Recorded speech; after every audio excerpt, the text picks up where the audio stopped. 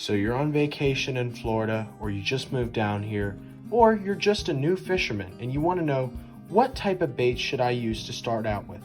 What will catch fish for me and what will be easy? Well, this is what I'm going to talk about today. So here are a few baits that can help you catch more fish if you're a beginner fisherman. The first bait I would recommend you use is a white paddle-tail swim bait. It catches a lot of fish. It catches jacks, snook, speckled trout, redfish, sometimes flounder even, and it's just a good all-around bait. The white color helps to imitate a variety of bait fish, and it works good in almost any location. That's why I would recommend it.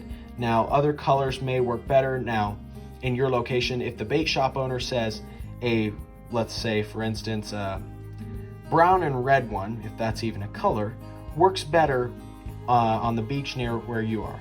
Of course, listen to the bait shop owner. They probably know more about it, at least in that specific location. But as a general rule, you want to buy the white ones because they work good just about anywhere.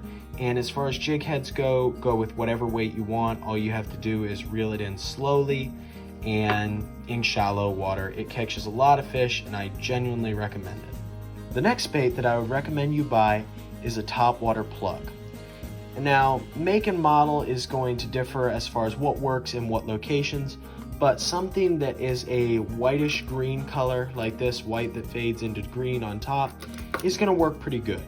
You're going to want to use this in a little bit shallower water or where there's structure, and it catches just about everything. I have even caught a pretty big mangrove snapper on one of these.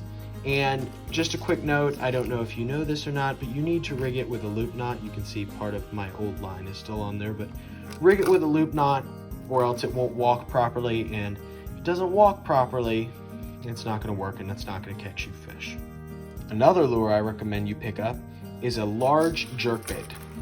This is Yozuri brand, but since these are quite pricey, I would recommend going with a cheaper brand, because it doesn't really matter. All you need is something big and flashy and with some good strong hooks, because jacks and snook are excellent at breaking hooks, and you want to use this around bridge pilings where obviously you can catch jack, crevalle, and snook.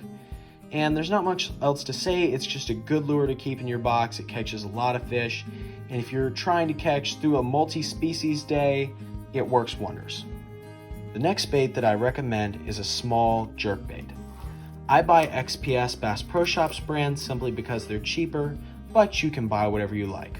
Some bass lures will work, like this isn't even a saltwater lure, but the reason I have this is because you may not always have access to live shrimp, which are what would be best to use for snapper. There's not a whole lot else that can catch them, but this artificial is the exception.